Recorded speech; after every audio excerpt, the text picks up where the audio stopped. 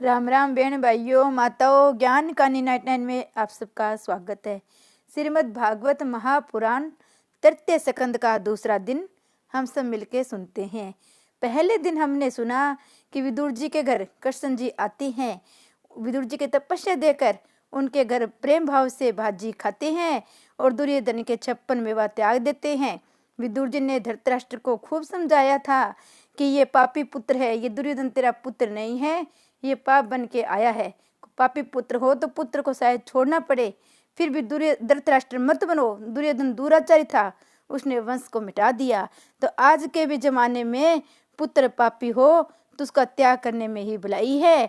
पुत्र के बदले वंश का त्याग मत करो। जो पुत्र पापी है उसको समझाओ, उसको त्याग करो, कुछ भी करो, पर पापी पुत्र का साथ मत दो। श्री कृष्ण भगवान ने की जय। दुख और क्रोध को पी जाने की शक्ति सात्विक आहार से प्राप्त होती है। सुखी होना है, कम खाओ, गम खाओ। मनुष्य सब कुछ खा जाता है किंतु गम नहीं खा सकता, क्रोध नहीं पचा सकता।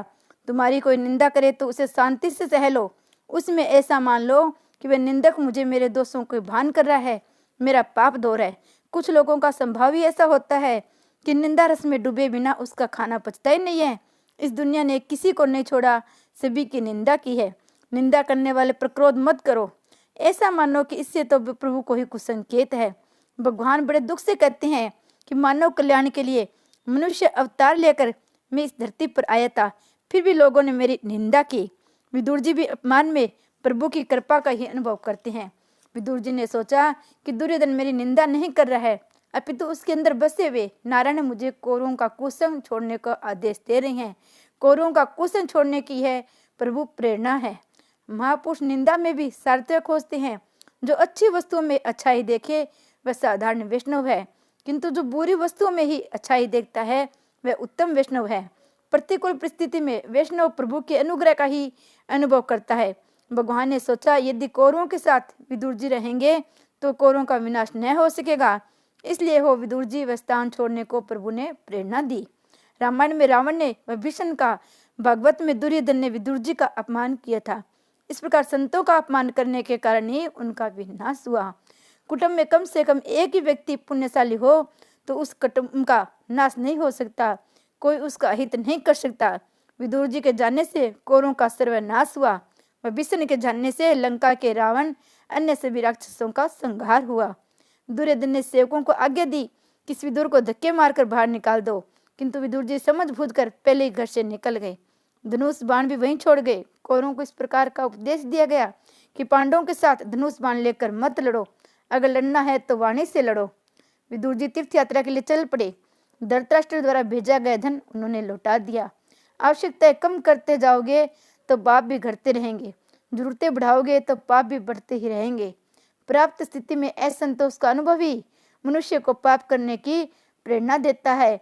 इसलिए तो कहा है कि पाप का पिता असंतोष और लोभ है। जो पाप नहीं करता वह पुण्य ही करता है। विदुर जी 36 वर्ष की यात्रा करके निकले वे, किंतु अपने साथ उन्होंने कुछ भी नहीं लिया, जबकि आजकल के लोग यात्रा करने निकलते हैं 36 चीजें साथ लेकर चलते हैं। अपनी जरूरत की लंबी लंबी सूची बनाते हैं, उसमें से कोई चीज बाकी न रह जाए, इसके लिए पूरी पूरी कोशिश करते हैं।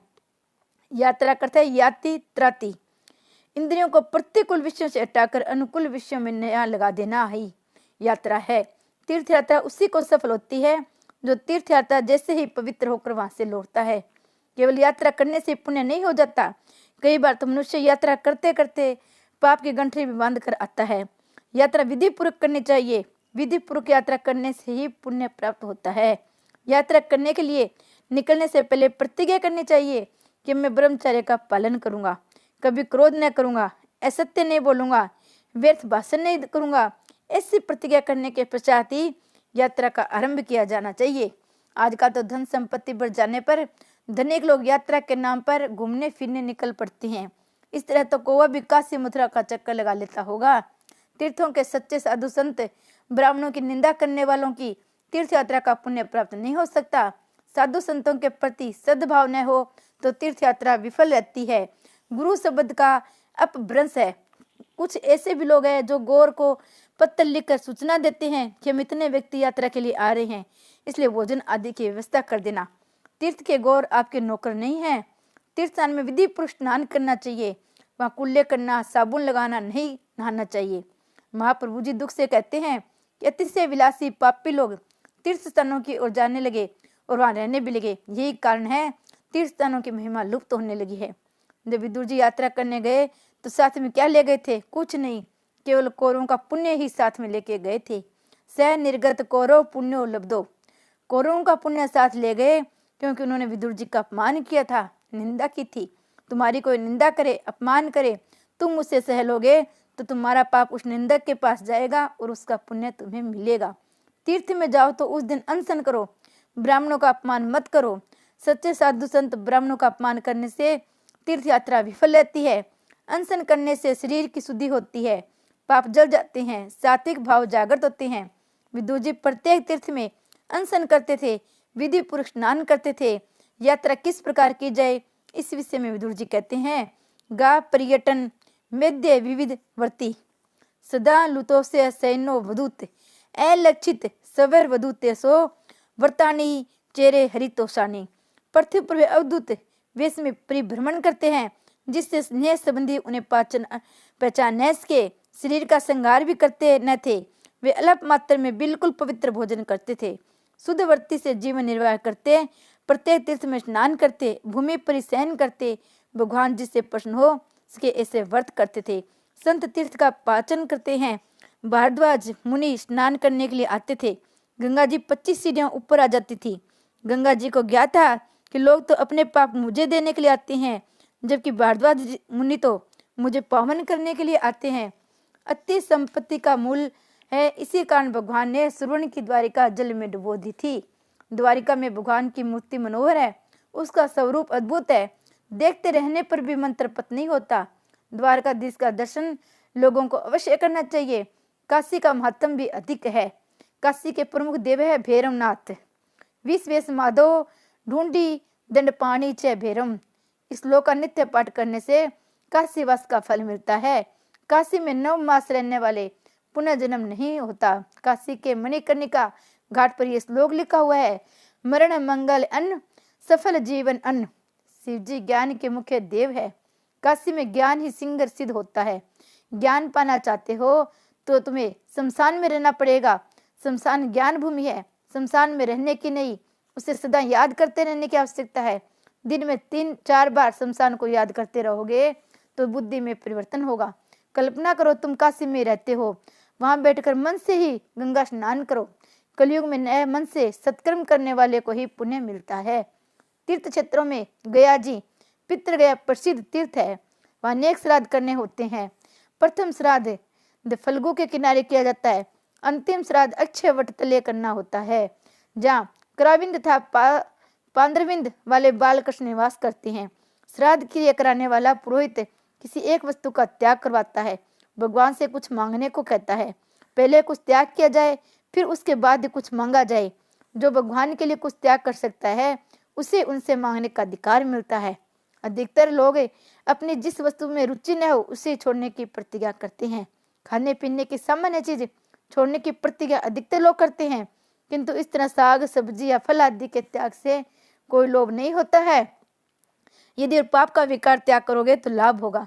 ऐसा कहो, काशी विश्वनाथ के दर्शन करके मैंने काम छोड़ दिया, गोकुल मथुरा की यात्रा करके क्रोध त्याग कर दिया। एक एक तीर्थ में एक एक पाप छोड़ दो, एक एक त्याग करो। प्रभु के लिए अति प्रिय वस्तु करोगे तो वे प्रश्न होंगे। काशी ज्ञान भूमि है, अयोध्या वैराग्य भूमि है, वज्र प्रेम भूमि है। वज्र रज में कृष्ण प्रेम भरा हुआ है। नर्मदा का किनारा तपोभूमि है। रेमतिरी तप कुरियंती, नर्मदा के किनारे पर ज्ञान वैराग्य और भक्ति तीनों सिद्ध हो सकते हैं। तीर्थ में क्रोध मत करो। तीर्थ में ब्रह्मचर्य आदि व्रतों का पालन करोगे तभी तीर्थ यात्रा का फल मिलेगा। यात्रा करते विदुर जी यमुना किनारे वृंदावन आए। ठाकुर जी की कृपा से तुम्हें समय मिल सके तो 4 मास वृंदावन में रहकर प्रभु का भजन करो। कन्हैया वज्र में नंगे पांव घूम रहा था। यशोदा ने समझाया, नंगे पांव वन में घूमने से कांटे कंकड़ चुभ जाएंगे, इसलिए पगरखा पहनकर जा। तो कन्हैया ने कहा, गायों की सेवा करने के लिए तो मैं आपके घर आया हूँ। गत जन्म में मैं राजा के घर में राम बन कर जन्मा था। मुझे किसी ने गौ सेवा का अवसर ही नहीं दिया, इसलिए मैंने सोचा अब भविष्य में वे किसी गोपाल के अगर जन्म लूंगा तो गौ सेवा करूंगा। जब वे 5 वर्ष के बालक थे तभी से गायों के खिलाने के बाद खाने का उनका नियम था। कन्हैया ने कहा, मेरी गायों के पैरों में भी तो खुले हैं, तो फिर मैं कैसे पकड़ के पहन सकता हूँ। लाला के ये तो कई नाम है, किंतु एक वैष्णव ने कहा, मुझे तो गोपाल कृष्ण नाम ही बड़ा पसंद आया है। कृष्ण वज्र में खुले पांव फिरते हैं, अतः वज्रज अति पावन है। द्वारिका में तो राजा थे, अतः खुले पांव घूम नहीं सकते थे। विदुर जी वर्ज के कारण कृष्ण रमन पवित्र रज से लौटते हैं। रमन रेती में गोपियां की विचरण रज है। विदुर जी कृष्ण की मंगल में लीलाओं का चिंतन करते हैं। यमुना के किनारे लौकिक बातें करना पाप है। ये भूमि अति से पवित्र है। श्री कृष्ण यहाँ गायें चराने आते हैं। वज्र की लीला नित्य है। भागवत के प्रमुख टीकाकार श्रीधर स्वामी ने कहा है कि भगवान का नाम, लीला, स्वरूप, धाम, परिकर नित्य है। आज भी भगवान श्री कृष्ण वज्र में प्रतिदिन लीला करते हैं। भगवान कहते हैं, जगत के किसी भी स्त्री, पुरुष, जड़ या चेतन वस्तु में आनंद नहीं है। तुम मेरे पास आओ, मैं ही आनंद स्वरूप हूँ। श्री कृष्ण आनंद रूप है। विदुर जी ने अनुभव किया कि श्री कृष्ण गायों को लेकर यमुना के किनारे आए हैं। ये कदम का वृक्ष है। वैष्णव इसे टेर कदम कहते हैं।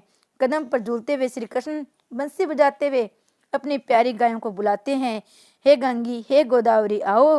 विदुर जी की ऐसी भावना थी कि वे लीला को प्रत्यक्ष देखे, अतः उन्हें यह सब अनुभव हुआ। गायों के बीच खड़े हुए गोपाल कृष्ण का ध्यान करो। ऐसे कृष्ण का ध्यान करने से तन्मयता शीघ्र प्राप्त होती है। इंद्रियों का भय परमात्मा के साथ करो, विषयों के साथ नहीं। भगवान का एक नाम है हर्षिकेश, उसका अर्थ है हर्षिक माने इंद्रिय, इसका अर्थ है स्वामी। इंद्रियों के स्वामी श्री कृष्ण है। ये 5 इंद्रियां सच्चे पति नहीं है। इंद्रियां पति होना चाहती है। संसार का कोई भी रूप जब तक आंख देखती रहेगी तब तक नींद नहीं आती। इसका अर्थ यह है कि रूप आंख का पति नहीं है। विदुर जी सोचते हैं, मेरी अपेक्षा ये पशु श्रेष्ठ है जो परमात्मा से मिलने के लिए आतुर होकर दौड़ते हैं। गाय भी कृष्ण मिलन के लिए व्याकुल है। धिक्कार है मुझे भी, अभी तक मुझसे कृष्ण मिलन की तीव्र इच्छा उत्पन्न नहीं हुई है। गाय दौड़ती है और मैं पत्थर सा बैठा हुआ हूँ। उसकी आंखें प्रेम आंसुओं से गीली हो गई। ऐसा प्रसंग कब आएगा कि मैं भी इन गायों की भांति कृष्ण मिलन के लिए दौड़ लगाऊंगा।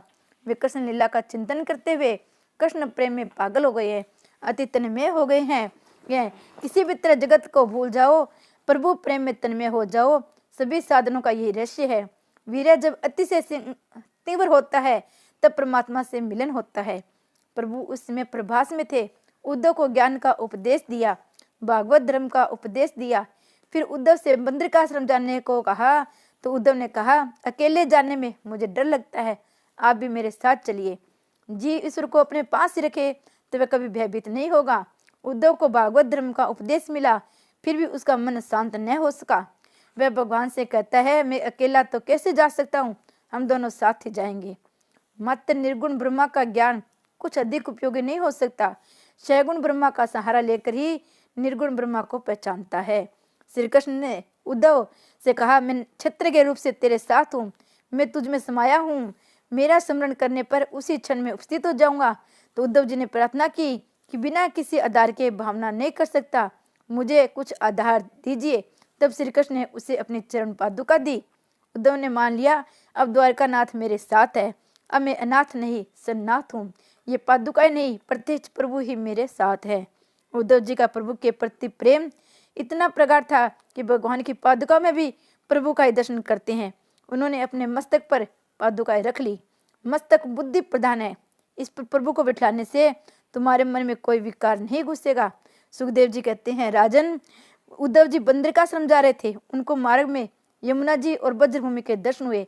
मेरे ठाकुर जी की तो ये लीला है। तीर्थ स्नान में मात्र स्नान करने से मन पूरा शुद्ध नहीं होता, वहाँ बसे हुए किसी भजनांदी संत का सत्संग करने से मन और अधिक शुद्ध होता है। उद्धव जी ने सोचा, मैं यहाँ कुछ दिन रहूंगा, किसी संत का, किसी वैष्णव का सत्संग करूंगा। वे निश्चय करते हैं कि कोई प्रभु का लाडला वैष्णव मिलेगा तभी मैं बोलूंगा, अन्यथा मौन नहीं रहूंगा। वृंदावन में अनेक साधु आज भी राधा कृष्ण की गुप्त लीलाओं का दर्शन करते फिरते हैं। यमुना किनारे रमण रेती में विदुर जी बैठे थे। दूर से उद्धव जी ने उन्हें देखकर सोचा कि लगता है कोई वैष्णव बैठा हुआ है, उसका हृदय कृष्ण प्रेम से भरा हुआ है। समीप जाने पर उद्धव जी ने पहचान लिया के महान भगवत भक्त विदुर जी है। उन्होंने विदुर जी को वंदन किया। उसी समय विदुर जी ने आंखें खोली और उद्धव जी से कहा, ये ठीक नहीं है, आप मुझे वंदन करें।